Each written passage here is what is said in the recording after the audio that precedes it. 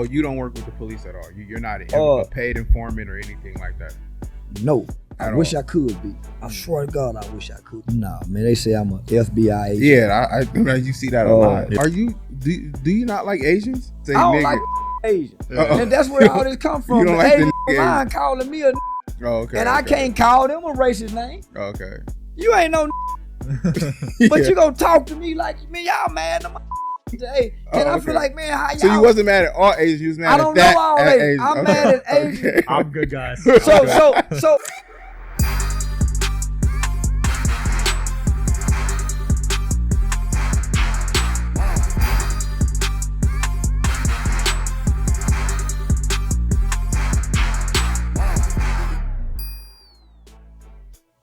Welcome to the Digital Social Hour. I'm your host, Sean Kelly, here with my co-host, Wayne Lewis. What up? And our guest today, Charleston White. What's up with it, man? Professional talker. Yeah, I thought I was being kidnapped and attacked last time, so I ran out the parking lot, but I was in the wrong place, so I'm glad to be in the right place today. Yeah, right. I would never say you up, man. I got you. Yeah, I didn't know that. You get all kind of warning signs. He got a security with him. Yo, he rode with security, y'all. Yeah, I know right now. He has to. Ain't sweet. And so you know, everybody tell me, man, when you go to the West Coast, they're gonna get you. Don't go to LA, don't go to Vegas. I mean, but you gotta understand why though. I do. You done talked a lot about Nip. I do. And did all that. I do. Yeah. I've actually had some people try to get me to sit down with Nip's brother, but shit, he don't want to have it, and I understand. Yeah. But for the most part, those who understand the message in the unorthodox way that I'm trying to relay it, they also get it too, right? Mm-hmm. Because I didn't get it until I went to Nip's funeral. Mm-hmm. You know what I'm saying? Because prior to Nipsey's funeral, most people really didn't know much about him other than his music. Right. And then that was his fans who loved his music. Right. Outside of his fans, we had very little knowledge in depth of who he was as a man. Right. And so I went to the funeral saying, man, well, who is this guy? Why is everybody in my city, in my state, celebrating him? Right. So when I went to try to find out who Nipsey Hussle was, I found out about a guy by the name of Irmis. Right. And so throughout that whole funeral, 90% to 95% what I heard was a guy by the name of Irmis. Right. So I walked away with a whole different perspective of it. Yeah. So have you ever apologized for? Yeah, I've came out of character and made it known that I've never spoke ill and will of the man, and I want to uplift the name Irmis. Homie, if we stay stuck on Nip, then Nip would never go in the history books. He'll stay attached to the hip hop culture. Right. I've met people from his country and from his land. They honor his name because his name has a meaning. So are you apologizing? Is this an apology? Yeah, for on the West Coast. Yeah. Wait, what does his name mean?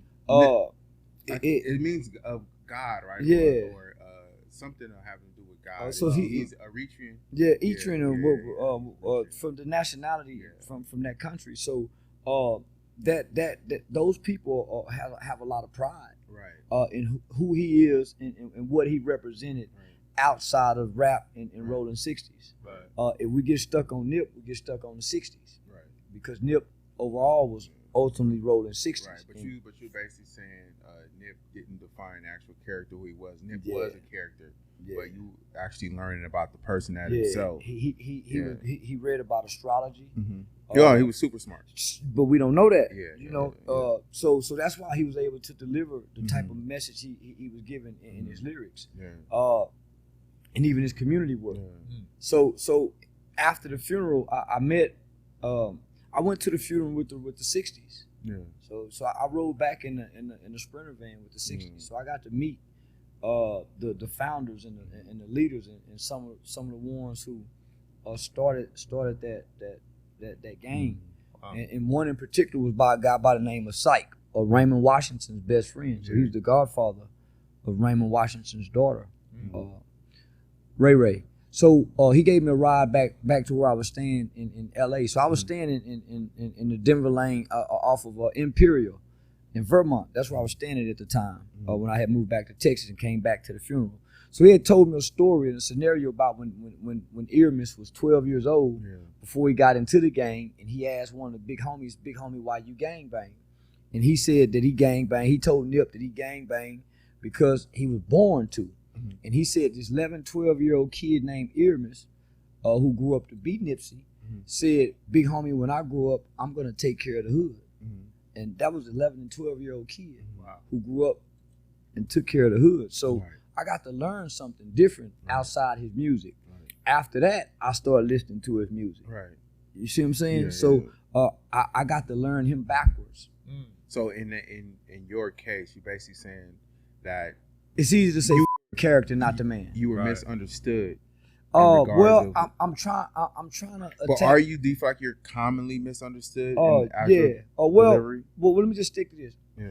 Imagery is what controls us in the culture now, whether it's a gangster image. And so Nip didn't have a gangster image, but what he was associated with and how he died represents gangsterism, right? The perception that we got. But if we uplift him as a man, homie, the man is what was able for him to bring the Mexicans, the blacks, the Crips, the blood, all of that came together, homie. After the funeral in their neighborhood. So it wasn't the gangster Nip that did it. It was the man. It was his presence. So I'm saying, okay, homie, at some point we can say C-Nut. That was my little gang name because it's the character. We can say the rapper and not the man. I got you. The man is who we want to associate with and not the rapper. And what's happening now, we're getting stuck on the rapper and we never get to know who he is as a man, as a father, as a son. And ultimately, we box them in to never be able to come out their character. So they got to stay gangster all the time. And so I was trying to attack the character in the image that's portrayed into the culture. Not the actual person itself. Not the actual person itself. It was risky because... But why not just say that versus allowing it to just kind of linger and get so much backlash? Because it takes away from the power of it. Anytime you come out and explain what you're doing, that's a sign of weakness. Let it be effective. No, because sometimes you have to explain so people can have a better understanding of how they articulate the stuff. It's not for everybody to understand. Those who understand it understood it already. Yeah, but most people don't. But I'm not for everybody. For majority? Well, I'm not trying to say the world. I only have my words are for those that hear, and those that have ears will hear. Everybody's not gonna hear. Everybody's just blind. Period. They're not gonna get it no matter what. I'm only here for those that can get it. You can't please everybody. That's where I'm at with it. So it's like when an author writes a book, he cannot write a book with the listeners in mind. He just got to write the book according to how he want to tell the story. Whoever don't get it, just don't get it. So why do you feel like most of the culture or rap industry like beef with you or they don't like you? Well, is it because of your delivery? Is it because you're so truthful? I hadn't seen it, homie, because everywhere I meet the rappers, I get love. Wow. Backstage, it's like Andrew Tate. From Kevin Gates, homie, I get love. So is it just an online thing? It's just an online thing. So they don't like you online, but in person, it's what's up. Yeah. It's respect. Yeah. So what person hates you online but loves you in person? I've never had nobody directly other than those who love gangbanging, other than those who support black people. Other than that, I don't have no problem with nothing in life. Only hire security when I'm on the road, so the people who with me can have a peace of mind. But I flew here by myself. I fly around the country mostly by myself. It's only online that the backlash is because you got my analytical data is from 18 down to 65 up. That's a wide range. So that means you got kids on there trolling. But in person, I get all the love. Yeah. So it's the internet is confusing, deceptive, and misleading. It'll make you think the world hates people when they really don't hate people. It'll make you think it loves people when they really don't love nobody. It's just likes and shares. So I figured out how to play on the internet because most people on the internet, to me, is dumb and stupid. That's why you don't see business people and intellectual people on the internet commenting, liking, and sharing. Right. That's so true. I play on the fact that these are the most uninformed people. So you're like the ultimate troll. Yeah. Yeah. I wake up and I get off to it. Yeah. I get off to it, man. I ain't even got to get a like or a share. It's just 10 fucker to troll. So the thing with you on Whack 100, what was that? Is that real? Yeah, that's real. So y'all don't with each other. Nah, I hate Whack 100 with every fiber and being of my body. Yeah, I hate everything about Whack 100. I hate the way he look. I think he's a horribly ugly man. I think he's probably the most cowardice guy in the industry. Wow. Because he hides behind on Paru. At some point as a man, my word just got to be my word. It ain't no Paru. It's not enforced by on God. I ain't got to swear on nothing. I just said it because I'm a man, because at the end of the day, a man is only as good as his word. Right. So when I listen to Whack 100, I say, well, what does he bring? On Clubhouse every day arguing. So I made a statement one time, and this how I got his attention, that I do a lot of research, homie. And so when you look at some of the research on these rappers, homie, they got some allegations and court cases on them that says, yeah, they may be good rappers, but they're not good men. They're not good people. And the game is in particular. He's lost some publishing rights for some he done to some kids, a girl that was supposed to be underage. Those are court documents and court cases on that shit. The game. You can Google it right now. Wow. So when I said that, Whack 100 tried to attack me, and then he lied and said I was a preacher. Let me just say this, man. Like a pastor? Yeah, a pastor. Like a man. Yeah, man. That had been in prison for 30 years. Who let them be in prison for 30 years and come pastor a church? What congregation he gonna have? So, man, he just be saying some shit, homie. Yeah. Then 1 minute he got paperwork on me. At this point. Well, is there paperwork out there? Let me just say this. Do you work directly with the police? No. Let me just say this, homie. They done showed y'all paperwork on everybody. Yeah, there is. They got documents on Tupac. So let me just say this. At this point, wouldn't they have paperwork on me? Wouldn't it be a saying, look, right here, this Charleston. Man, I done disrespected and said some of the most everything. If I was a punk, wouldn't the punk been told, say, listen, listen, me and him, if I was buying crack, the that sell me, the that answer the door go say, hey, you know it be coming over here. Or the who sell me the crack go tell his girl, man, nigga be smoking that. She go to the beauty shop and say it. If a was sticking a dildo in my, at this point where I'm at, won't nobody hold my secrets. That's a fact. Come on, homie. So you've never snitched on nobody. Listen to me, homie. Why had nobody even showed my arrest record? Think about this. Nobody had even pulled up my arrest record to show what I've been arrested for, but they showing mug shots. Why won't nobody even show my arrest record? Homie, I ain't been in trouble with the law. I caught a murder case as a kid in 1991 at the age of 14. I went into a juvenile system. So you I ain't nobody. I went in at 14. I came out at 21. So why did they keep you that long if you didn't do nothing? Because. So you kept them. I ain't nobody. All right, listen, if me and you go, if all three of us going somewhere and somebody, when we come out together, we kill somebody according to the law. I got you. Ain't no a law say y'all done this. If one person go in and rob and come out and get in the car and we drive off, y'all rob. Right. But let's look at this. When one in the gang kill somebody, don't the whole gang claim that we like they done this? Yeah, everybody. Yeah, we slid on them. Woo, woo, woo. So come on now. Yeah. So take responsibility when the law comes. That's what you be saying. No, that ain't what I've been saying. That's what happened, homie. Right. Yeah. If you participate in something, you're just as guilty as you're an accomplice. Yeah. And in Texas, they don't have no accomplice. They don't? Ain't no accessory. All y'all did it in Texas. Wow. Oh. Everybody charged with capital. That was there. Everybody that knows if you're there before the crime and you go and you're there after the crime, you done committed that crime. So I got out at 21. My record was sealed. I don't have no felony convictions. My juvenile record was sealed. So there's no history of this crime being committed.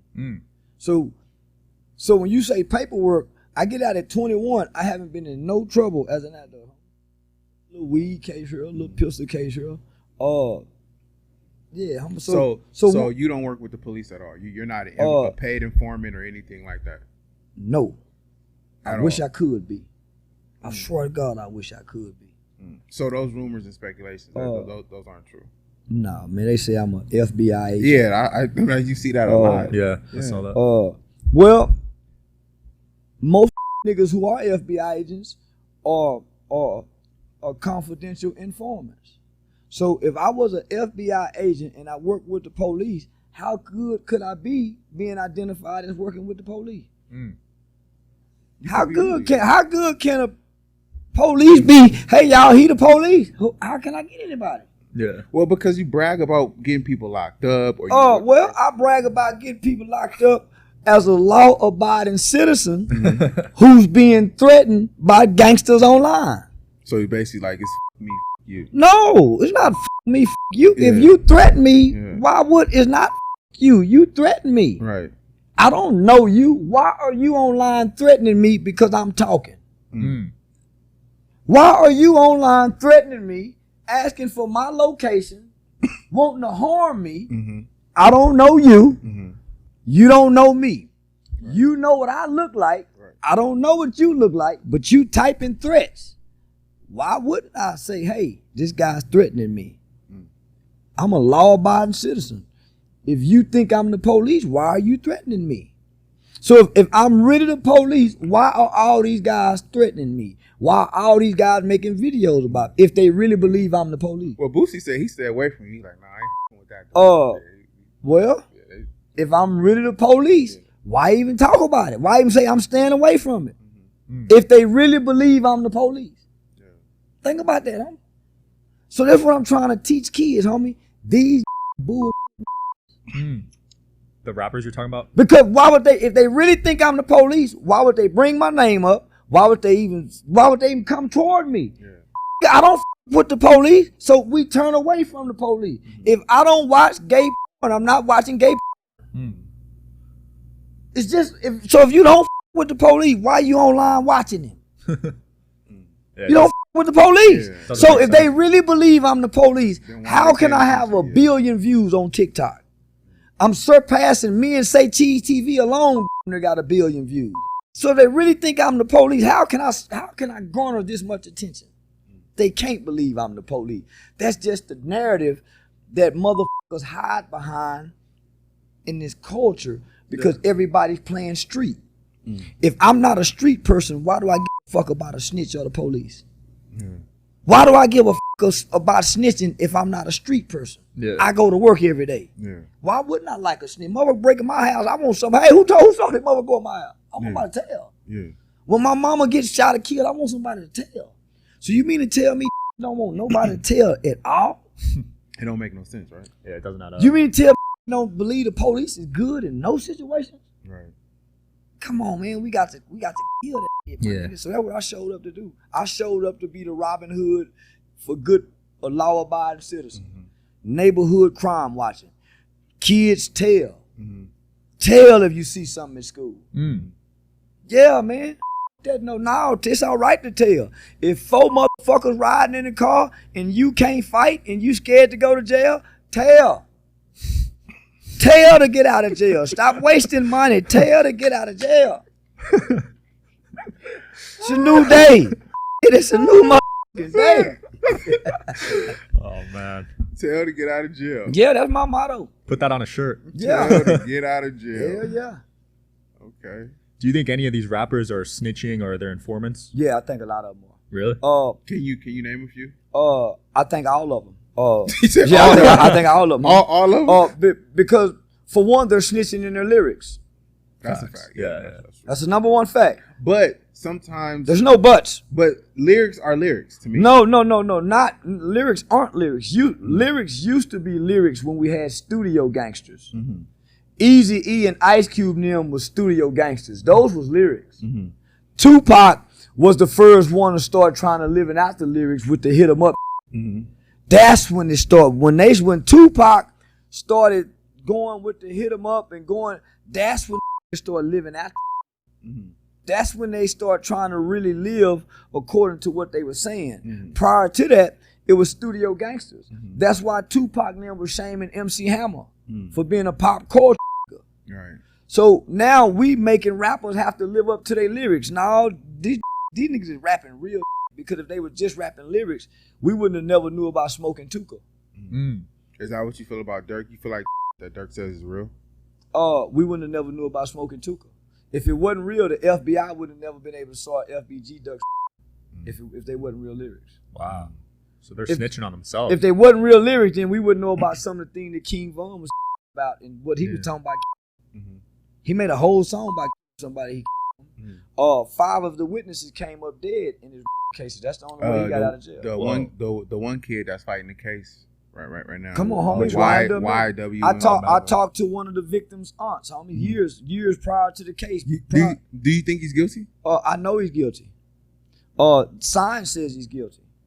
Science. Yeah. Oh yeah. Because they're definitely guilty. pulling out some. Yeah, science says he's guilty. Logic and reason says he's guilty. 2 of your friends show up dead and you don't have no explanation. You can't get no identification or nothing. And you a shooter. You a shooter. How you say in your lyric, you don't see nothing and don't nobody come up dead for it.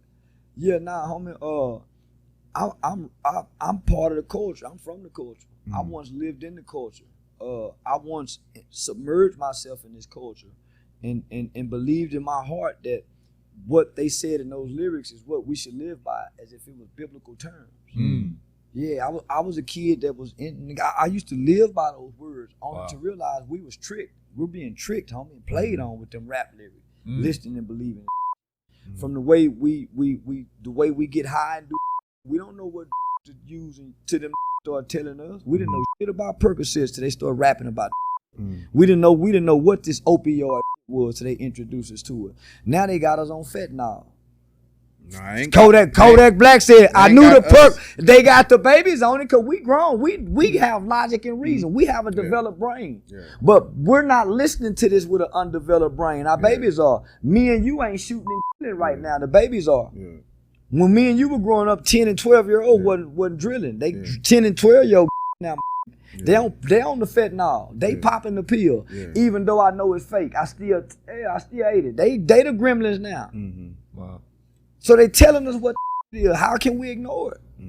So I can't ignore it. I've been working with kids for too long. So what I did, I came and hold up a mirror to the culture. You bitch ass, you suck my dick, you crack. So that's how they talk to one another. And if you don't talk like that, don't nobody listen to you. Wow. So you think the messaging in hip hop is damaging? Yeah, very damaging. No, it is. It's very damaging. It's programmed. It's almost propaganda, like the Germans use.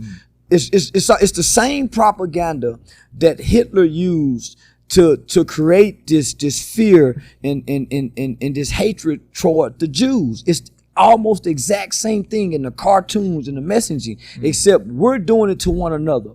We can't blame the music industry, right? Because they don't write the lyrics.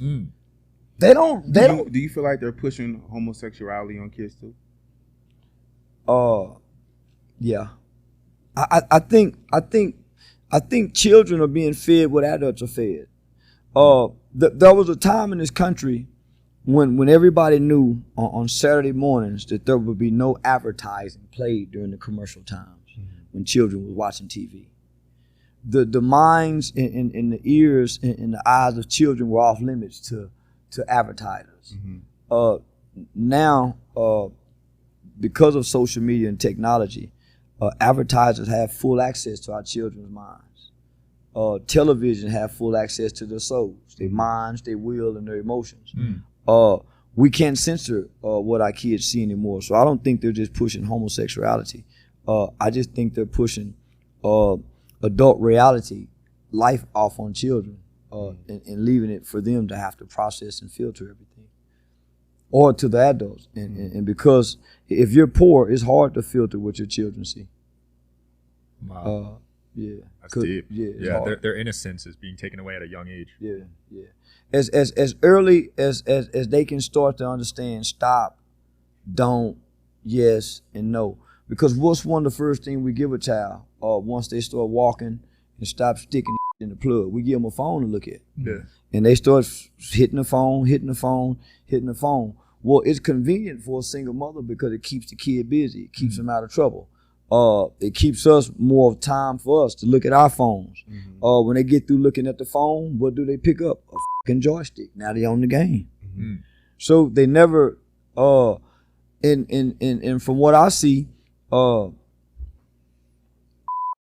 they interacting with adults on the phone, and then you look up, they got them goddamn headphones on, arguing with another grown motherfucker shooting bullets on the Call of Duty across the world. So I heard T.K. Kirkland say this morning, social media have now allowed children to sit at the table with adults and have a conversation.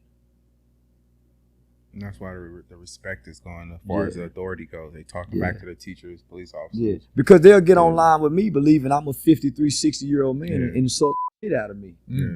Say some of the most horrible things. I'm saying, man, you think I'm old? And they say they'll kick my ass, but you think I'm old and you'll kick my ass. So that means you'll kick your uncle's ass. That means if you catch the drunk uncle at the family reunion talking, you'll kick his ass, even though you know he's 60-something years old. So that's the generation of young guys we got today. The old dope fiend in the neighborhood, you give him a pass. The old drunk on the corner saying, "F you, I'll f you up," even if he swing at you, you give him a pass. He's old, man. Come on, homie. The old woman coming, you give passes. This is the generation, they ain't giving pass to nobody. So at some point, we have to define what's right and what's wrong to this new era and new generation. We think okay.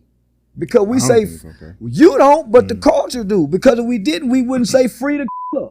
If we didn't think it was okay, there would be no way King Von would have a mural in Chicago when there's documentation from the government and state and local authorities that killed over 5 or 6 people. So if he was still alive, he'd have been in jail anyway. This is what I'm saying. He has a mural. And this culture celebrates him. Our children love him. Those are seeds who think is okay. And nobody in this culture have ever came out and denounced and spoke out against him. You have celebrities who go take pictures alongside of that mural. Play basketball with the kids. So I'm saying, come on, homie, we embrace in this. So I once put together an event with Tuka's mother, FBG Duck's mother, and I called the event Change Me.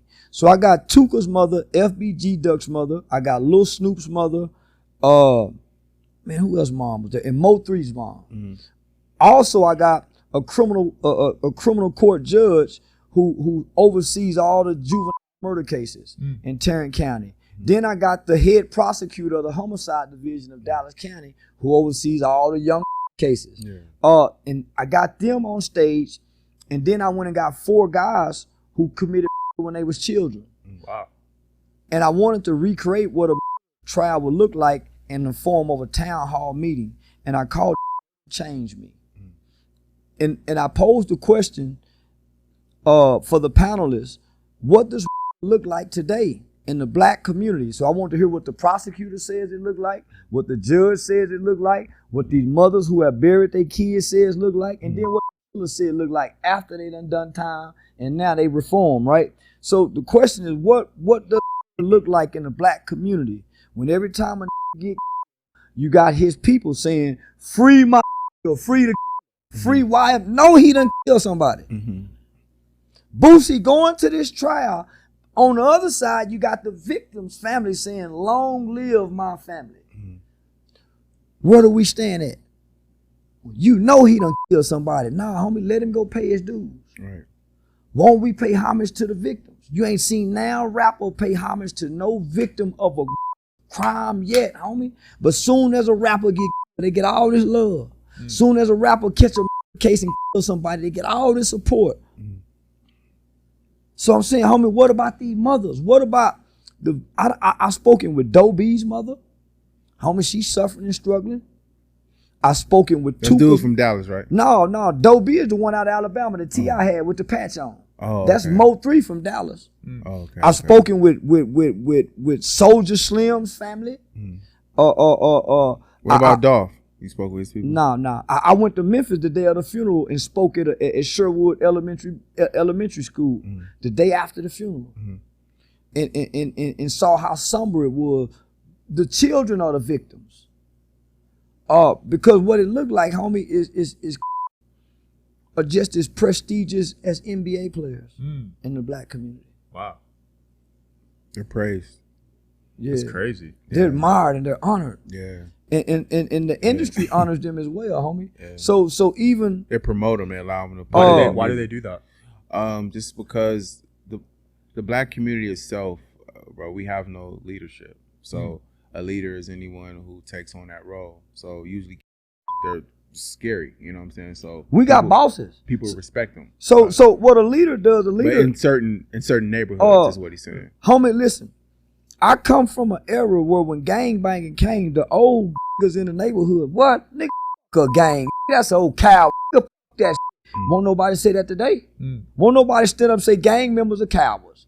Go look at every gang member that's telling the story. He at a park. He don't own nothing. His woman help him get his credit together. He don't own no sheets in the house. He can't fix nothing. But we honor these OG so-and-so. Man, So when you hear Whack 100 and all these guys uplifting this on Pyru, they make it seem as this is as if Pyru, as God. If Crip, as if Blood, as if GD and BD is something honorable, and it's not.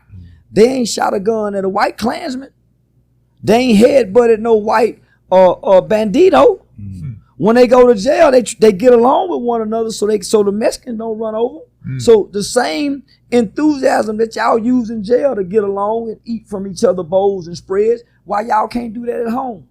So the Crips been around and Blood's been around 50 years. Rap music been around just as long. When you look at it, they have caused just as much destruction and detriment as slavery and the Ku Klux Klan. Whoa. They running side to side with each other trying to see who go win. And right now, gang banging and surpass slavery. He's speaking facts, yeah. It's that bad? Like, yeah, because they have a huge influence. You got to understand. He's saying that it was just as detrimental as slavery because it's the influence, and it's the constant influence. Every time you turn on a song, anytime you go to a hood, it's being pushed up on you.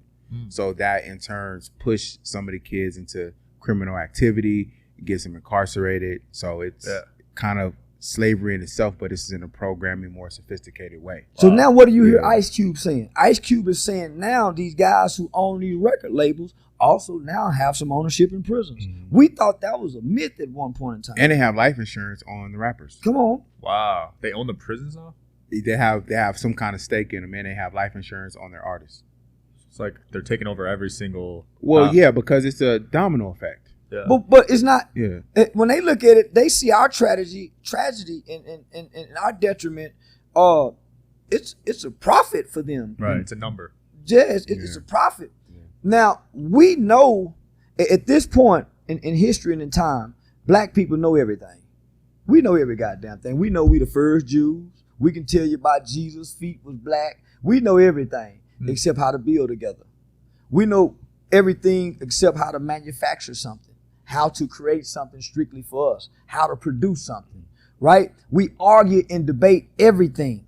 We know everything. We know how the white man tricked us back when this. We know, so we know all these tricks and traps, why we can't avoid them now.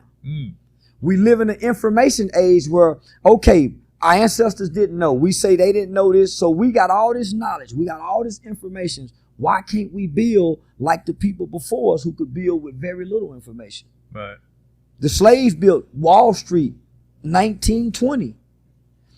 Slocum, Texas. Rosewood.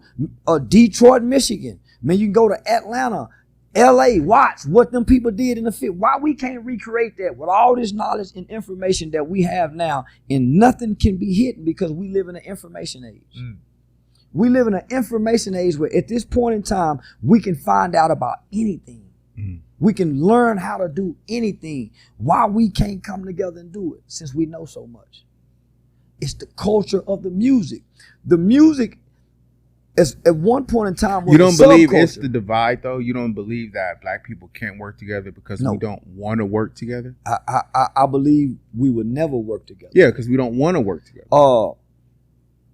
I believe Right? I believe we don't want to work. Yeah, together. we don't want to work together. don't So wanna it's work not the fact that we can't do it. It's because we don't want to do it. I think it starts in the home. I think how you work together is based on how you work together within your home. Black people no longer sit down at the table and eat together, for one. There used to be a time in America, in particularly in Southern black homes, where you had supper time. And everybody tried to make it home by supper time. And if you didn't make it home by supper time, you had a reason why you wasn't at the dinner table to eat with your family. Making it home by supper time and sitting down eating with your family allowed you to bond and repair. As a father, as a mother, you can look at your son, boy, why your eyes red? What's wrong with you? You can look at your daughter, hey, what's that on your neck? So now you get to examine, as well as, hey, mom, can you pass me the peas? Now y'all breaking bread with each other. Hey, can you share me the macaroni? Hey, can you pass me the bread? Psychologically, homie, that instills something. So you begin to feel guilty when you miss supper time. Oh, mom, I'm sorry, I got to do this. Now, homie, we get our plates, we put it in the microwave. You go that way, I go that way. I go in the room, or we go to a restaurant, and we're in the restaurant. We're not engaging. We're looking down at the phones. Yeah, we're not engaging. Yeah. Going to a restaurant used to be a treat, a family treat. Not a family trip, which you did regularly, right? Right. That's how you build and bond with the family, cooking and eating at home. That's why the elders always brought everybody together at some point in time. That's why when we all eat together as a family, it seemed like it'd be the best time of the life. Man, we got to do this again, everybody. All we got to do, and we don't do it again. For a fact. Yeah. So we've gotten away from that culture, right? Now this subculture, which was the hip hop culture, is what, 40, 50 years old. It's our primary culture, homie. There's no more LL Cool J's. There's no more niggas who make music just for the ladies. There's no more Public Enemies. The conscience, everything is gangster. So that's the complete culture now. Drill and drugs. It's drill and trap, and then there's drill, trap, and then there's Drake, J. Cole, and Kendrick, which I feel like they're set apart. Then there's Lil Russell too. I with Lil Russell. I've never even heard his music. Lil Russell? Yeah. He's a dude based out of the Bay. He's independent. He's dope. What's in the ears of the youth? Because that's how you check the temperature of a country. You check the temperature of the country by engaging the youth and what they listening to and what they saying. Well, most of them are listening to Dirk, Young Boy. That's all I be pretty much hearing. Dirk, Young Boy. Yeah, I hear King Von. I don't really hear King Von no more. Yeah, I see it every day. Yeah. Really? Every day, all day in the comments. Do you feel like Thug is gonna get out?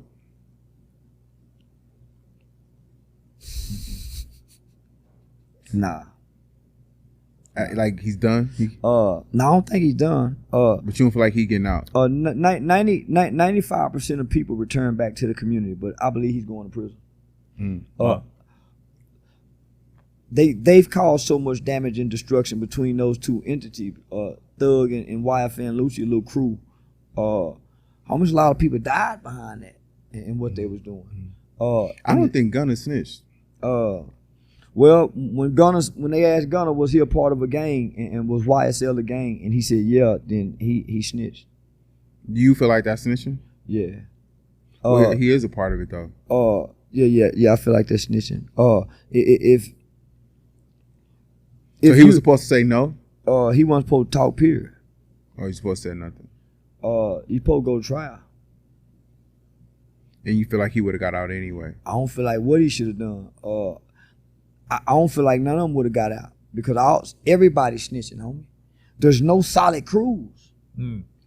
The mafia broke. Sammy the Bull won the coldest. They people is Sammy the Bull, and he individually killed people. These guys are snitching in lyrics. How do you think they're all arrested? They got over 300 phone conversations. Yeah, but they couldn't use none of them. Well, it don't matter if they could use it. That's how they made the arrest. And even if they can't use it, they still got at least 10 or 12 of them to plea bargain 10-year probation, 5-year probation. Because they know they're going to violate. Not only that, by them saying I'm guilty with this, it also says he's guilty. Remember, this is a state RICO. It can always go over to the feds if it don't go right with the state. And the feds got a 98%. It can always go conviction rate. Because the state might the feds will come in and we go get it right if y'all won't. They did it with Boosie. Boosie got out. Boosie didn't get out. Boosie was pleading guilty that day, and the feds said, okay, drop it. We're gonna pick it up. They don't just the feds tell the state to drop it so they can pick it up. Because you can't double jeopardy. Oh, okay. I see what you're saying. You can't double jeopardy now. So the state said, but if you know what he did, Boosie was going to go plead guilty. He wasn't going to fight that. And when you look at the level, homie, and the extent that they went to make an arrest for a pistol case and a rapper. There's more to it than that. Well, it's not more to it than that. If we were smart, we'll know that these niggas is dumb. They've been telling us about the rap police for how long? Forever. They've been telling us the feds watching the rap police. Either they bullshitting us or they some stupid ass. They've been telling us the rap police watch, the feds watching. Okay. You with real gang members. You in a real gang neighborhood. Man, you supposed to be a boss or a king. Why you moving down here with these peasants like this? Man, I got hired security, man, with a real company. I see. And them out of LA. Yeah. So you know what you got to do in California to get your gun license to be able to meet the requirements to have what they have? And they boxers. Them spar with Crawford. Wow. Box. So, man, I wouldn't got professional. I ain't getting no toting gun playing security. Yeah. Leaving the gun out the bag. So who's your top 5 rappers? That's gonna be tough. Young Jeezy. My top 5 okay. My top 5 is Tupac. Okay. That's you see what I got on my shirt. Never ignorant, getting goals accomplished. Okay. Tupac, Pimp C, T.I., Jeezy, Lil Boosie used to be one. I shit out Lil Boosie. You fuck with each other more? Well, Lil Boosie, he lost his mystique when he started getting on the internet. Yeah, he lost his mystique, homie. He should have stayed off the internet. He ain't, yeah. Now he lost his mystique. And then Kanye. But no, man, Andre 3000. Oh, you fuck with Andre? That's a good one. Yeah, with Andre 3000. That's a good list. Yeah. But doesn't Tupac contradict your statement of promoting violence? Well, I don't promote violence. I promote self-defense. Tupac broke my heart, homie. Tupac is the reason my mind started shifting away from gangbanging. Because as a kid, you're just trying to find an identity, homie. 14, 15, 16, your uncle a pimp. You think you want to be a pimp because he indoctrinating you. Then, you got the dancing part of the culture, MC Hammer, Big Daddy Kane. So we dancing at one point in time. We go from dancing to all of a sudden, the police. Man, that was a big shift. So now you got colors. So as a kid, you're adapting to the culture, right? You don't have no traditions to keep you. Black people don't have no traditions to keep us grounded in our values and our morals and our principles, right? Why do you think that is? Because we're not upholding the traditions of our elders. Dr. King said, "Let's go join them." And in the process of going to go join them, we abandon us. We used to know how to grow our own food. Not too many today don't know how to go put no seed in the ground and grow fucking thing. We used to know how to fish. We used to know how to hunt. If the car broke down, we used to fix the carburetor. We used to fix the alternator. Niggas don't even know how to fix their bikes now. Little boys' bikes get on flat, that motherfucker just quit riding. He don't even know how to fix the tube no more. We used to know how to take the motherfucking towel, get the glue, find the hole, put it. We don't know how to do that no more. We used to know how to hook up our own stereo system, our own boom, boom, boom, boom, boom, boom, put on our own tent. We're not skilled with our hands no more. We think we know how to shoot guns. That's why we got the Draco. We don't know how to shoot. We don't go to the gun range. We don't hunt. We don't do nothing, homie. What tradition do we have other than watching our mamas get dressed and go to work? Learning how to cook, because mama done left us at home by herself. So we don't have none. So while we at home sitting in the house learning how to cook, we turning on the television. And the television telling us what we should become. We're putting on our headphones. The headphones is propagating and glorifying what we ought to be. And so when we come outside, we see like him look like the guy on television, got all the girls. look like the guy across the street getting up going to work dirty every day. They laughing at him. So that's why, homie. So the culture went from us dancing on stage. Big Daddy Kane was the coolest, smoothest dancing rapper we had. MC Hammer came. They started shaming him for wanting to go pop. They started dissing him for wanting to go pop. So as a kid with your young and impressionable mind, you're forming these opinions and thoughts about what you want to be with this undeveloped brain. You don't even have logic and reason while you listening to this. That's why they have those 3 monkeys that has see no evil, hear no evil, speak no evil. Those supposed to be the babies. So as parents, we supposed to be saying, man, what you listening to? Man, let me hear that. What did you listen to? Yeah. And then try to help them understand. Do you think he really doing this? So nobody's breaking down, and it's like debriefing them who've been held hostage somewhere. Right. Nobody's debriefing these kids on this bullshit, and we know it's bullshit. You know? We know is being rapped to these kids and us is bullshit, and nobody's attacking it. That's why you attack it. Well, those are my convictions. Now, I didn't plan to do it. That wasn't my plan. I just came to the internet talking about my neighborhood. These bullshit Crip and Blood in my neighborhood. Right. And the other Crip heard me online saying it and felt, well, man, you can't say that about Crip. I don't even know y'all. I'm talking to these in my city. Yeah. And so I started with my local rappers, the Go Yayos and the Bugatti Casinos and the Mo 3. I was on Trap Boy and them, Fred and them when they were doing all that shit with Mo 3 and them. So I started with my local rappers before I started. So it's just, man, I didn't plan it. Those was just my convictions from working in the community and seeing what's destroying it. And as a black man that lives amongst other black people with black children and got white friends, the problem ain't with our white counterparts. It ain't with our Mexican counterpart. We causing more trouble than anything in America. Black for people? Nothing. Yeah, just for nothing. And it's not in your neighborhood, it's just amongst us. When we get in your neighborhood, we act like we can mine like a motherfucker. Yo, do you not like Asians? I don't like Asians that say Oh, you don't like Asians that say Asians. And that's where all this come from. The like Asians online calling me okay. And I can't call them a racist name. Okay. You ain't no but you gonna talk to me like, man, y'all mad at my today. And I feel like, man, how y'all. So you wasn't mad at all Asians, you was mad at that. I don't know all Asians. I'm mad at Asians. I'm good, guys. So then when I find out they got Asian Crips that kill black people, I said, oh, man. You can't go join no Asian gang and kill Asian. Yeah.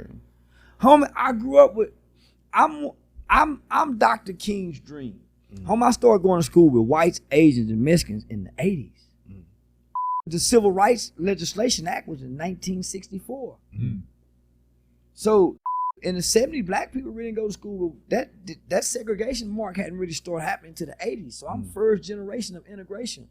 I don't come from a hateful household. The judge who I had on my panel, Judge Alex Kim, all the black people in Tarrant County swear to God he racist. Homie, that's my partner. Judge Alex Kim sat on that panel with those black mothers on that Change Me event. And they thought he was racist because he sat there, he was a judge. He can't get any emotion. So when people say, I hate Asians, no, man, I hate that talking Asian online. What's so up? It's always some kind of misunderstanding or narrative when it comes to you. So what's the beef with you and Jay Prince about? Or is that even there's a no thing? beef, homie. Jay Prince have never said one word. Ain't no beef with that, homie. So the internet painted that too. The internet painted that. And I didn't have no event in Houston, homie. Because they were saying that you had an event. The police. I got invited. I got invited to speak at a youth mentoring summit with this lady called Miss Pap, and she has an organization called Parents Against Predators. So I was scheduled to speak. So it's right after Quavo's Takeoff's death. Yeah. So it's right after Takeoff's death. That was a crazy thing. So this was right after Takeoff's death. So because the internet, right? So when I posted the event, there's a lot of people on the internet that done call the FBI on me and say, hey, man, he people and he's straight. So they make a lot of calls, homie. Mm-hmm. So they was calling the city of Houston mayor's office and was saying all type of things about me. Mm-hmm. But he's gonna cause this. So all the thing the mayor's office knows, man, we got a bunch of calls. Man, this guy bringing a bad look. Mm-hmm. So rather than bringing a bad look to the event, I withdrawn. But the city of Houston said, hey man, maybe he shouldn't come if he's gonna. But they don't know. Homie, they're just getting people from the internet calling because we got the information posted. So you don't have no beef with Jay Prince? No. That's crazy. I ain't got no beef with nobody, homie. I've never robbed nobody. I've never shot at nobody. I've never broken nobody's house. I ain't jumped on nobody's sister. Yeah, but you talk a lot. But it's a lot of people, and I ain't got. And who am I talking to? The internet. Yeah, but your platform is bigger than a lot of But people. who am I talking to? So this is what I want to know. Mm-hmm. Who's sitting around in their feelings as a man, listening to another man, worried about what another man you saying know how on the internet? sensitive the world Then is. come die about it is what I say. Yeah, if you got a problem with what I say, come hit me in my mouth. Other than that, you ain't really got no problem. Right. Because how can you have a problem with what a man's saying online that you don't know? For one, if you got a woman. Number two, if you got to feed kids. If you got to pay bills. Only people mad at me is broke because online, weak in their feelings, people who ain't got nothing else better to do in life but to listen to what another man's saying, because I don't send out invitations to be heard. You can't find one video where I say, hey, y'all like, share, subscribe. I don't never do that. Yeah. I don't post my cash app and say, y'all hit my cash app. And you got to just get online and talk without a script. And all of my conversation is based off what's written in the comments. Yeah. You better not come to New York. Oh, New York. Oh, he's this New York. Man, you better King Von behind you. Fuck King Von. So that's all my conversation is. They say you never get hate from people doing better than you. It's always from below. Yeah, well, T.I. He gets hate from all over. Yeah, though. T.I. They tried to shut me down, homie. They made Funny Marco take the video down. They made Revolt on Big Facts take it down. T.I. did this? Yeah. You said he's in your top 5. Yeah, he's still in my top 5, and I still wear a cool clothing. So wait, so T.I. don't with you? I don't know who don't with me. You know who don't with you? I don't know him, homie. You don't? Oh, you don't know T.I.? I don't know T.I. Oh. I ain't no celebrity. No, I know. I figured that y'all have some kind of relationship. Nah, homie, I don't know none of these. Soldier Boy, none of them. He just got maced for nothing. So how y'all be running into each other? I'm out in public.